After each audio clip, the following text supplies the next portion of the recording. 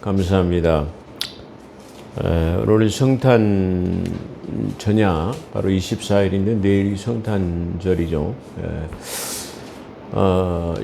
연거푸로 이게 들어있기 때문에 또 내일 이렇게 모이는 것이 좀 번거로울 것 같아서 올해는 그냥 이 성탄 오늘 주일 예배와 성탄 예배로 함께하고 내일은 특별하게 모이지 않도록 그렇게 연휴를 즐기시기를 주의 이름으로 축원합니다. 이 목사님들이 대부분 이게 설교 준비를 할 때 가장 좀 고민이 많은 부분이 이 절기 설교가 아닌가 그렇게 생각이 됩니다. 왜 그러냐면은 한두 번이 아니고 매년 성탄에 대한 메시지를 내야 되고 또 추수감사절 또 부활절 뭐 이렇게 똑같은 주제를 가지고 거의 같은 메시지를 가지고 증거해야 하기 때문에 거의 대등소이한 그런 설교들 때문에 어떤 듣는 이로 하여금 식상할 수 있지 않겠느냐 그런 생각들을 하기 때문에 좀 매번 똑같은 설교를 해야 되고 똑같은 메시지를 그 범위 안에서 해야 되기 때문에 그런 어려움이 좀 있지 않겠느냐 그런 생각이 듭니다. 오늘은 태양력으로 따지면은 예수님께서 이 땅에 오신 지가 2024년을 만드해입니다. 사람이 생신으로 따진다면은 아기 예수 이 땅에 오신 나이가 2024살입니다. 2000년하고도 24살이 더 되는 그런 날이기도 합니다. 이 성탄을 통해서 깊이 한번 숙고를 해보았습니다. 우리가 이 성탄을 정말로 기뻐해야 되는가? 그 예수님 오신 아기 예수에게 잘 오셨습니다. 축하합니다.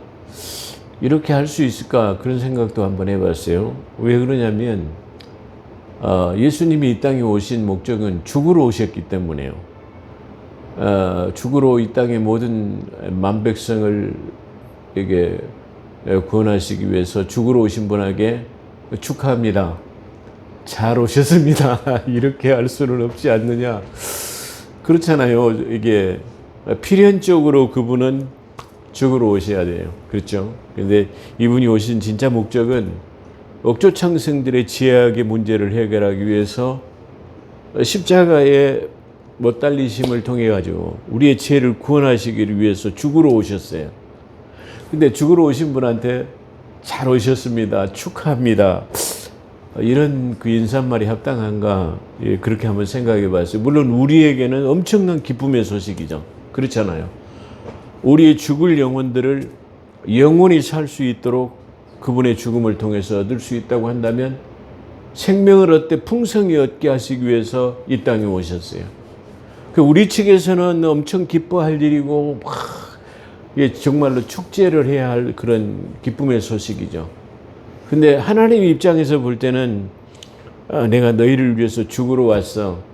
이렇게 그런 마음으로 오셨다고 한다면 물론 하나님께서 이 땅에 오셨을 때 육신의 몸을 입고 오실 때는 기쁜 마음으로 내가 너희를 위해서 죽어줄게 이런 마음으로 오셨습니다. 그렇기 때문에 우리에게는 정말 기쁘고 즐거운 소식일 수 있지만 아버지께서는 내가 너희를 위해서 죽으러 왔어 이렇게 막 기뻐하고 즐거워하고 그러면 아이고 이 철없는 놈들 내가 너희를 위해서 죽으러 왔는데 아마 이렇게 하실 수도 있지 않겠느냐 그런 생각을 할 수도 있지 않겠느냐 그런 생각에서 오늘은 좀 그 다른 측면으로 한번 이 성탄 메시지를 한번 전해볼까 그렇게 생각합니다. 물론 오늘 본문은 이사야서 9장 6절에서 7절에 있는 기묘자 평강의 왕에 대한 전능하신 만왕의 왕이신 그분에 대해서 말씀을 전했습니다. 그걸 주제로 한번 설교를 하다 보니까 이런 생각이 들어서 좀 다른 각도로 조명을 하다 보니까 좀 본론에서는 좀 벗어나서 본론에 대한 강의는 제대로 하지 못했습니다. 그렇지만 다음 주에라도 한번 다시 재조명해서 볼까 그렇게 생각합니다. 자, 우리 한국 교회를 그리고 주의 종들을 축복합니다. 그리고 제 동영상 설교를 시청해 주신 분들에게 그리고 우리 포도원 교회를 예수 그리스도 이름으로 축복합니다. 대표 기도하신 것처럼 우리 자유 대한민국과 민족들 그리고 이 대한민국을 이끌어 가시는 윤석열 대통령을 성탄과 함께 예수 그리스도 이름으로 축복합니다. 성경은 감추인 것 비밀을 말하노니 신비에 대해서 이렇게 감추인 것 비밀 신비 이런 거에 대해서 여러 군데 이야기하고 있습니다. 그러면서도 우리에게는 감추인 것 비밀 신비 이런 것들을 말하면서도 은연중에 우리에게 많은 것을 말씀해 주고 있다라는 것을 성경을 통해서 우리는 많은 정보를 얻을 수 있다라는 것을 우리가 한번 생각해 볼 수 있습니다. 대부분 인류 역사를 구약과 신약으로 나누죠. 그걸 갖다가 BC, Before Christ, AD, Anno Domini라고 하는 구약과 신약을 이렇게 나누어 놓았습니다. 구약과 신약을 나누는 것은 다른 말로 하면은 성부 하나님의 다스리던 시대 그리고 성자 예수님과 성령이 나누던 시대를 갖다가 4,000년과 2,000년으로 분류해 놨다. 그렇게 말씀드릴 수 있을 것입니다. 그래서 예수님이 인류 역사를 둘로 나누신 분이다. 그런 측면으로 봐도 무방할 것입니다. 이렇게 BC, 구약과 신약 BC와 AD로 나누면서 BC 4,000년 전으로 우리가 올라가 보면 계산해 보면 그러니까 지금 2,000년을 살고 있기 때문에 6,000년 전으로 거슬러 올라가 보죠. 태초라고 하는 창조 사역이 BC 4,000년 전에 이루어졌고 인류의 시조인 아담은 BC 4,000년 여섯째 날 아마 그러니까 BC 4,000년 1월 6일 날 아담이 탄생했다. 그렇게 볼 수 있을 것입니다. 그는 930세를 향유하고 죽었다고 창세기 5장 5절에서 기록하고 있습니다. 그렇다고 한다면 그가 930세를 향유하고 죽었다면 그가 죽은 연대기는 BC 3070년이 될 것입니다. 그는 130세가 되었을 때 그 자기 형상을 닮은 셋, 거기서도 저는 이걸 발췌하면서도 좀 은혜를 받은 것이 있습니다. 이 셋은 자기 형상을 닮은 아들이다. 그렇게 표현하고 있어요. 근데 그러면 가인을 낳았을 때는 왜 자기 형상을 닮았다는 표현이 없을까? 그러면 자기 아들이 아닌가? 뭐 이렇게도 생각해 볼 수 있는 것을 제가 한번 깊게 생각해 보는 그런 시간이기도 했었습니다. 어찌됐든 간에 이 아담은 BC 3870년 130세에 셋을 낳고 셋은 912년을 살았습니다. 그러니까 BC 2958년에 그 셋이 죽었다는 말이죠. 이와 같은 방법으로 계속 추정하면은 BC 4000년의 이 역사 연대기를 추정 가능하게 합니다.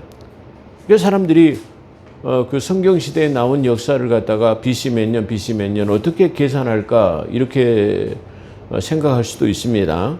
근데 이런 성경이 참 오묘하다라고 생각하는 것은 바로 아담은 몇 세를 낳고 몇 세의 아들을 낳고 또 누구는 몇 세를 낳고 몇 세의 아들을 낳고 몇 세에 죽고 이거를 갖다가 계속해서 얘기하고 있어요. 참 중요하죠.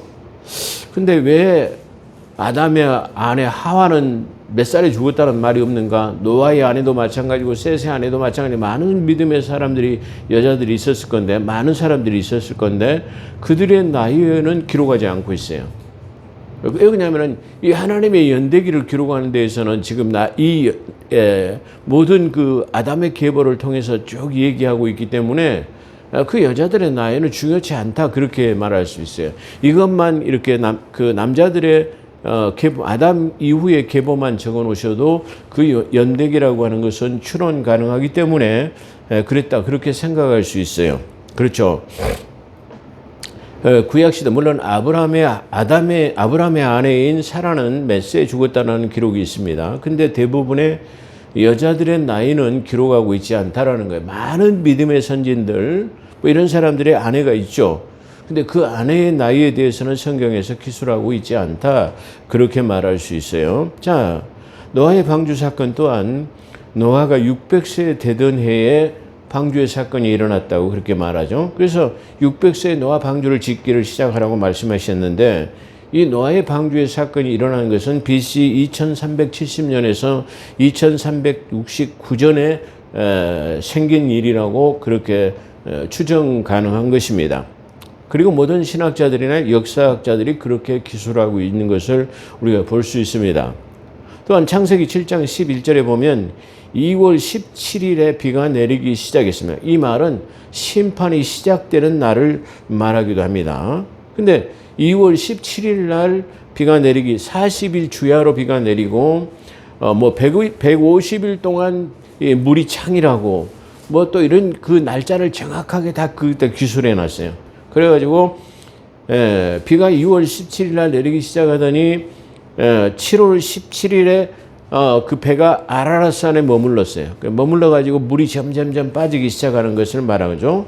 창세기 8장 4절에 보면 터키, 아라랏산은 터키에 있다고 그렇게 말하죠. 터키 아라랏산에서 뭐 고고학자들이 거기서 그 노아의 방주의 잔해를 발견하기도 했고 노아의 방주가 머물렀던 그 터를 발견하기도 했다고 뭐 뉴스 보도가 되기도 했습니다. 어찌 됐든 간에 아라랏산에 머문 것, 40일 주야로 내리고 또 150일 때 창이란 다음에 그 다음에 물이 조금씩 감하기 시작하더니 배는 어디에 머물렀냐 그러면 그해 7월 17일 날 아라랏산에 머물렀다고 창세기 8장 4절에 말하고 있습니다. 노아가 601세 되던 600세에 시작했고 601세 되던 1월 1일 날 그러니까 정월 초하룻 날 물이 딱 마르기 시작했어요. 말랐어요. 근데 이 물이 다 완전히 빠지긴 했는데 오랫동안 물에 잠겨 있기 때문에 진흙 구덩이와 같은 뭐 이 질퍽거리는 그런 상태였어요. 그래가지고 물은 완전히 빠졌는데 이 진흙이 완전히 마른 땅으로 이렇게 마른 땅처럼 우리가 걸을 수 있도록 한 날짜가 바로 2월 27일에 완전히 말랐다고 창세기 8장 13절에서 14절에 기록하고 있습니다. 자, 이렇게 날짜에 대해서 제가 이 지금 시작과 머물렀던 곳 이런 것들이 보면은 지금 저 목사님께서 뭘 말하시려고 하는 것이라는 것을 벌써 삐를 받은 신학자들도 있을 것이고 또 목회자들도 있을 것으로 보입니다. 그렇게 아마 이해가 되어졌을 줄로 믿습니다. 자, 아담의 계보는 그렇게 연대기를 측정할 수가 있습니다.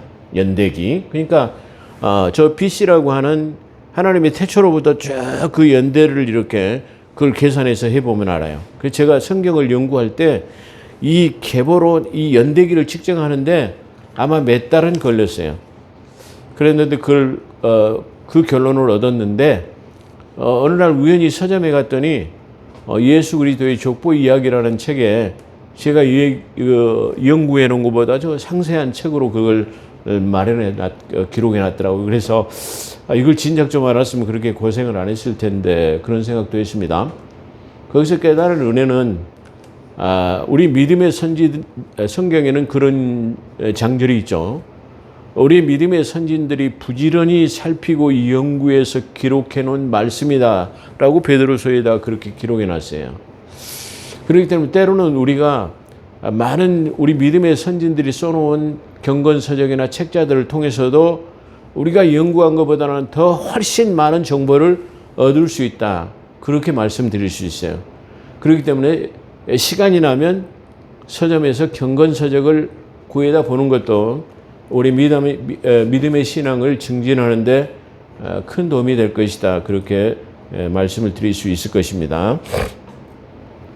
자, 그래서 지금 이 아담의 계보로부터 쭉 몇 살에 낳고 몇 살에 죽고 몇 살에 낳고 뭐 이런 것들이 전부 다 그것을 연대기를 측정할 가능하게 하는 그런 것들을 이게 필요로 한 것이다. 그렇게 드릴 수 있고요. 창세기에 기록한 모든 남자는 예수 그리스도의 십자가 날짜, 창세기에 기록된 지금 제가 말하는 것 17일 27일 1월 1일 이런 날짜들은 전부 예수 그리스도의 십자가의 부활의 사건과 깊은 연관 관계를 이 날짜들은 깊은 연관 관계를 갖고 있다는 사실을 제가 발견했습니다. 비가 시작되던 날이 2월 17일인데 17일은 6월짜리 어린 양이 1월 14일. 자, 이것도 성경에서는 예수 그리스도가 십자가에 못 달려 죽은 날짜가 없습니다. 근데 6월절이라고 하는 어린 양으로 오신 것이 출애굽기에 보면 이 어린 양의 6월절의 양을 잡는 날짜가 1월 14일로 기록되어 있습니다. 그렇기 때문에 예수님은 자연히 그가 십자가에 못 달려 6월절의 어린 양으로 죽으셨기 때문에 유대력입니다. 1월 14일 날 십자가에 못 달려 죽으시고 3일 밤낮을 땅속 심장 가운데 있었다고 하죠. 요나의 표적처럼 3일 밤낮을 땅속 심장에 계시다가 3일 만에 부활하셨어요. 그러니까 이 부활하신 날이 1월 17일이구나. 그걸 우리가 알 수 있어요. 그래서 이 1월 17일은 14일 날 십자가에 못 달려 죽으시고 3일 밤낮을 지난 17일 날 부활하신 날이라는 것을 우리가 알 수 있습니다. 그런 것처럼 물이 완전히 마른 날이 2월 27일이었다고 8장 14절에서 이게 말하고 2월 27일 날. 이게 그러면 2월 27일 날은 무슨 날인가 우리가 한번 생각해 볼 수 있는데요. 자, 1월 17일 날 부활하셨다고 한다면 그가 이 땅에 부활하신 다음에 이게 악의 무리를 징벌하시기 시작한 40일 동안 왜 계셨을까? 우리가 그걸 생각해 볼 수 있는데요. 비가 이게 세상을 심판하시기 위해서 비가 며칠 내렸다고 아까 말했죠. 40일 동안 주야로 비가 내렸다고 말해요. 근데 예수님께서도 부활하신 다음에 40일이라는 날짜를 여기 계셨어요. 또 사역을 시작하시기 전에 40일 금식이라고 하는 것을 통해 가지고 악을 다 물리쳤어요. 40일 금식 기도를 통해 가지고 모든 사탄의 유혹, 악을 물리치시고 또 심판의 시작이 이게 부활하신 다음에 또 40일 동안 계셨다라고 하는 것은 대단히 의미심장한 얘기다. 그렇게 말씀드릴 수 있어요. 그래서 부활하시고 40일 동안을 계셨다고 한다면 바로 그 날짜가 부활 승천하신 날이 40일. 한 달이라고 하면 17일이니까 2월 17일이 되고 10일 더하면 27일이 자연적으로 추상이 가능하죠. 그래서 마린 날이 2월 27일인데 이게 모든 것이 다 완전히 심판이 다 끝나버리고 이게 우리가 다시 온전하게 생활할 수 있도록 한 날이다. 그렇게 말할 수 있는데요. 그 날짜가 2월 27일이라고 말해요. 공교롭게도 그 심판이 끝나고 물이 완전히 마른 날과 예수님께서 부활하시고 40일 동안 여기 계시다가 하늘로 승천하신 날하고 아주 동일하고 일치하고 있다는 거예요. 이게 아주 독특한 은혜다. 그렇게 말씀드릴 수 있는데요. 그래서 이날은 1월 17일 부활하신 뒤에 40일 동안 일하시고 또 증거하셨죠. 본인이 이게 모든 걸 증거하셨죠. 그 승천하신 날이 바로 2월 27일이라는 말을 우리가 볼 수 있습니다. 아까 말씀드린 것처럼 40일 동안 비가 주야로 내리고 또 부활하시고 40일 동안 또 부활하시기 전에도 40일 동안 그래서 40일을 안전 숫자라고도 말하기도 합니다. 어찌됐든 간에 이렇게 40일 동안 금식하시면서 악을 물리치시고 또 40일 동안 세상을 심판의 주야로 비가 내리고 예수님 심판이 끝나고 나서 부활하신 날도 바로 이게 40일 동안 부활하시고 이 땅에 계셨다라는 것이 아주 독특합니다. 그렇죠? 자, 요한복음 20장 17절에 보면 막달라 마리아라고 하는 이 마리아가 평소에 자기를 아끼고 사랑해 주셨던 그 주님의 죽음에 따라서 정말로 그분이 장사는 제대로 지내졌는가? 무덤가에 가서라도 정말로 그분의 시체라도 한번 봤으면 하는 심정으로 무덤가에 갔었습니다. 그런데 예수님의 형상을 하신 그분을 보고 동산지기인 줄 알았는데 그 예수님께서 마리아야 내다 이렇게 하시는 것을 보고 물론 십자가에 못 달려 죽으시기 전의 모습과 죽으신 후의 모습은 변형되셨기 때문에 우리는 마태복음 17장 변화산에 올렸던 주님께서 이게 변형되었다라고 하는 변화산, 변화가 되었다라는 측면에서 그 산을 변화산이라고 말하죠. 그런 것처럼 우리가 십자가에 못 달려 죽으시기 전에 주님의 모습과 십자가에 못 달려 죽으신 이후의 주님의 모습은 차이점이 있을 거다. 그렇게 말하죠. 왜 그러냐면 주님은 우리의 육신의 몸과 똑같은 항인족, 다시 말하면 샘 계통의 혈통을 갖고 계셨기 때문에 약간 붉은색의 얼굴 색깔과 검은 머리를 가지고 계신 그런 분이에요. 근데 십자가에 못 달려 죽으심으로 말이면 창자를 다 쏟으시고 물을 쏟으시고 피를 다 쏟으셨어요. 그렇기 때문에 핏기가 있는 얼굴에서 핏기가 없는 얼굴로 나타나셨기 때문에 빨리 알아보지 못했을 거예요. 추론 가능하죠. 예를 들어서요. 한 가지 더 말씀드린다면 에덴 동산에서 최초의 하와를 만들어 왔어요. 하와. 근데 이 하와는 하와가 내 뼈 중에 뼈, 내 살 중에 살이다 그렇게 말했어요. 성령의 역사를 우리가 한번 생각해 봐요. 성령 일액도 변함이 없다고 했으니까요. 그런데 이 하와는 그 하와를 만들어서 데리고 오니까 아담이 하는 말에 이는 네 뼈로 만든 사람이야. 네 살로 채운 거, 엉덩이 살로 채운 거야. 그렇기 때문에 이는 내 살 중에 살이요, 내 뼈 중에 뼈로다. 뭐가 없죠? 피가 없어요. 그랬는데 이 피가 없이 만들어진 이 사람들이 예를 들어서 저 에덴 동산에 있는 선악과를 따먹고 난 다음에는 얼굴이 변했어요. 어떻게 변했죠?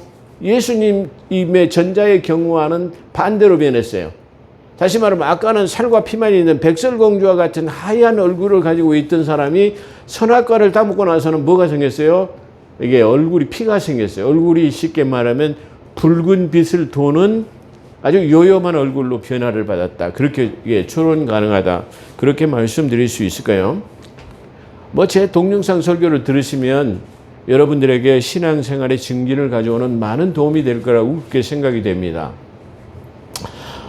제 앞전 설교인가요? 거기 보면 재림서신서 종결편이라는 그 내용을 보면 제가 재림서신서를 쭉 이렇게 강해를 해가지고 이 재림서신서를 종결을 했습니다. 근데 그 재림서신서는 바로 전천년주의 학설에 의한 것으로 아주 체계적으로 잘 정돈된 그런 강해 설교다. 그렇게 말씀드릴 수 있어요.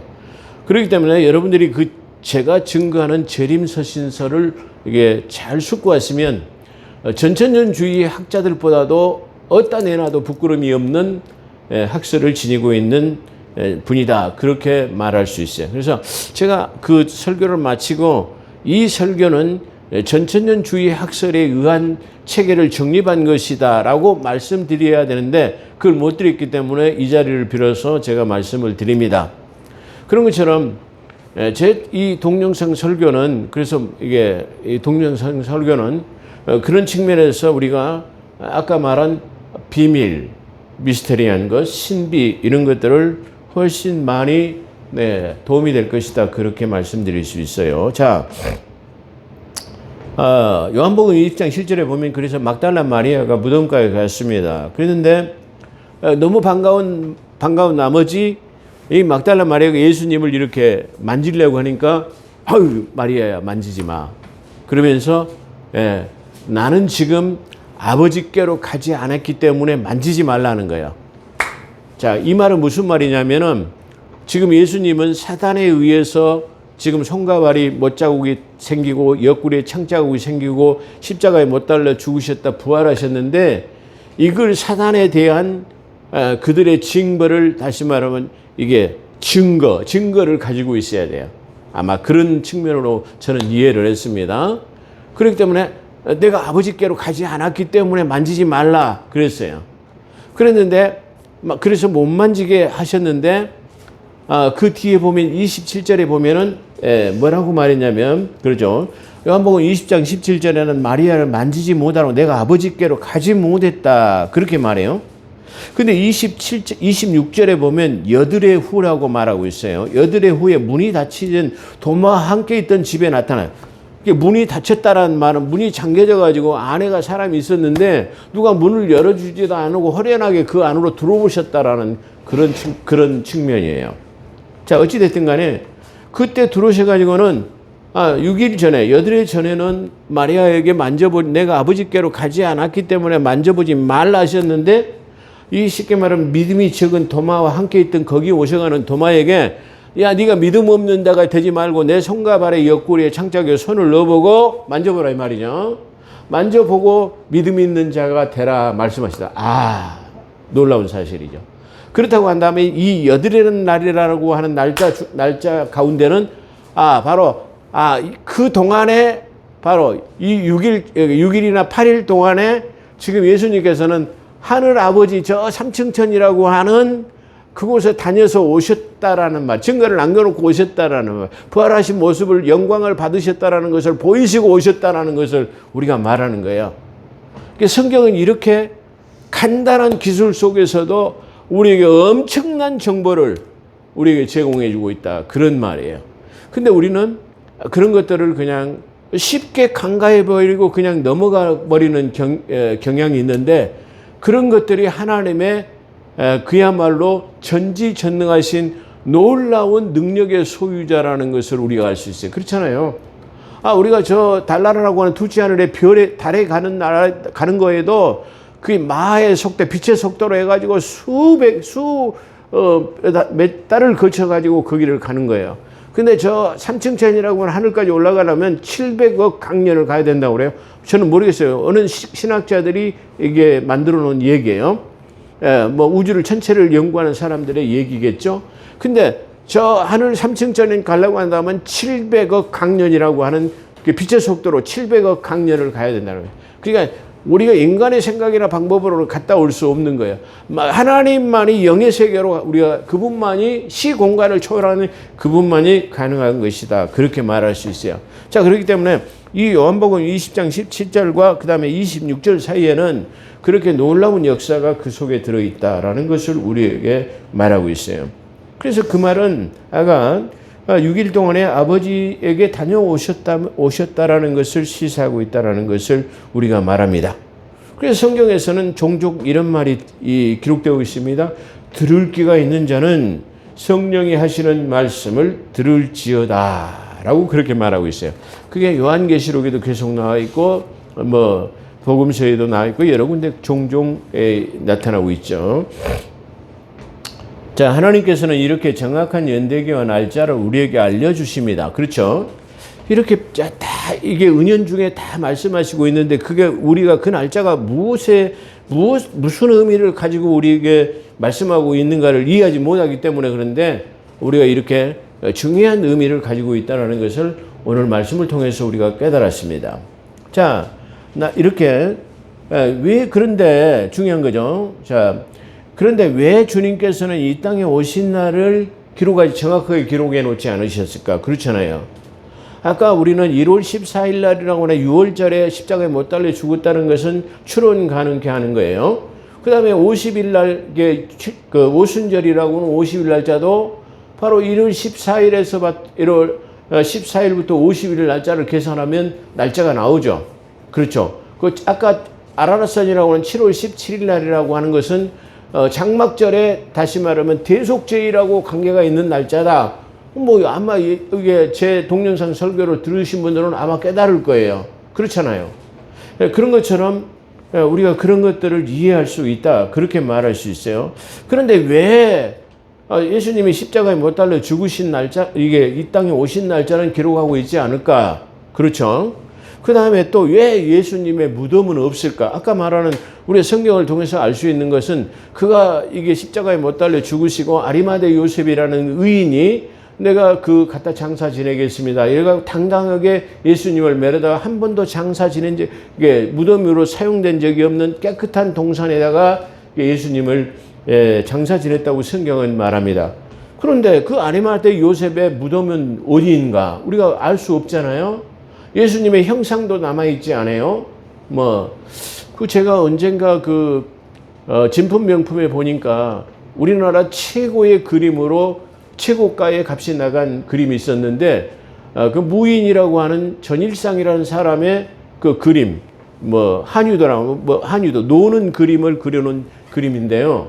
그 그림이 15억이라고 하는 그림 종이 한 장에 15억이라는 그림의 진품 명품에 낙찰이 나왔다고 그래요. 그런데 이렇게 그런 한 개인의 무신 정도, 그리고 또 우리나라의 많은 역대 왕들의 영정들이 다 남아 있어요. 그러죠? 근데 전능하신 하나님의 우리가 형상이라든가 영정이라든가 어찌됐든 간에 그런 것이라든가 무덤이나 날짜라는 것들이 전혀 이게 나타나고 있지 않다라는 거예요. 아까도 말씀드렸지만 많은 예수님의 그 성화 그림이 나타나고 돌아다니고 있어요. 근데 이게 노란색 머리의 아일랜드 계통의 쉽게 말하면 그런 그 성화를 많이 볼 수 있습니다. 근데 성경에서 추론해 보면 전혀 맞지 않습니다. 왜 그러냐면 아까 제가 서두에 말한 것처럼 예수님께서는 우리 셈 계통의 황인족, 그 다음에 얼굴은 아가서의 검고 고불고불한 곱슬머리였다라고 성경은 증거하고 있기 때문에 그렇습니다. 우리가 추론만 가능한 것이지 어디에도 예수님의 초상이라든가 무덤이라든가 날짜라든가 이런 것들에 대해서 그러잖아요. 마리아가 죽은 날짜들에 대해서 누가 죽은 날짜에 대해서 유명한 사람들, 솔로몬과 다윗의 무덤도 우리 역대 유명한 이스라엘 성군들이죠. 그리고 많은 선지자의 무덤, 특히 모세의 무덤 같은 것도 우리가 없어요. 그렇죠. 모세의 시체에 대해서는 유다서에 서로 사탄하고 이게 천사가 서로 그 시체를 가지려고 이게 논쟁을 벌이기도 했습니다만은 결론적으로는 우리 이 천사들이 그 시체를 가져와 가지고 어디에다가 장사를 지냈을 거예요. 그렇죠? 그런데 그게 우리가 어디도 이게 남아 있는지 알 수 없다라는 거야. 자, 왜 그러죠? 그런 것은 바로 만약에 그런 것들이 남아 있다고 한다면 그게 뭐가 되죠? 형상화, 우상화되기 때문에 그렇다. 저는 그렇게 결론을 내렸습니다. 그렇기 때문에 어디에도 유명한 성군들이나 예수님의 무덤이나 또 그 다음에 오신 날짜나 죽은 날짜에 대해서 다윗이 몇 살에 죽었다라는 건 나타나고 아까 비포크라이스 연대기를 계산해 보면 대충 몇 살쯤 다윗은 70세에 죽었다고 했기 때문에 그 70세를 계산해 보면 언제쯤 죽었을 것이라는 것은 추론 가능합니다. 근데 어디에도 그의 무덤이 있다거나 모세의 무덤이나 이런 것이 없는 것은 바로 그런 우상이다. 그렇게 우리가 생각해 볼 수 있어요. 자, 결론은 지금 우리가 중요한 것은 이 성탄이라고 하는 것에 대해서 우리는 분명하게 기뻐할 일이긴 합니다. 그런데 분명한 것은 우리가 지금 아까 말씀드린 것처럼 예수 그리스도가 이 땅에 오신 것이 2024년이라고 한다면 지금은 아기 예수 오신 것을 기뻐하기보다는 다시 말하면 다시 오실 예수를 우리가 더 대망하는 절기로 더 기쁘게 지내야 되지 않을까 그런 생각을 저는 가지고 있습니다. 그런 측면에서 본다고 한다면 아까 말한 것처럼 우리가 지금 2024년이라고 하는 아기 예수의 오심보다는 다시 오실 예수 그리스도를 반기는 것 그런 측면이 더 소중하지 않은가. 왜 그것을 하나님께서 별로 원치 않으시기 때문에 그 날짜를 기록해 놓지 않으셨는가 그런 생각을 한번 해봤어요. 그런 측면에서 오늘 이 성탄 메시지를 다른 측면으로 한번 조명해 봤습니다. 아까 말씀드린 것처럼 이런 연유는 바로 우상을 섬기지 못하게 할 뿐만 아니라 이 성경의 모든 것이 어디에 이 포커스가 맞춰져 있다고요?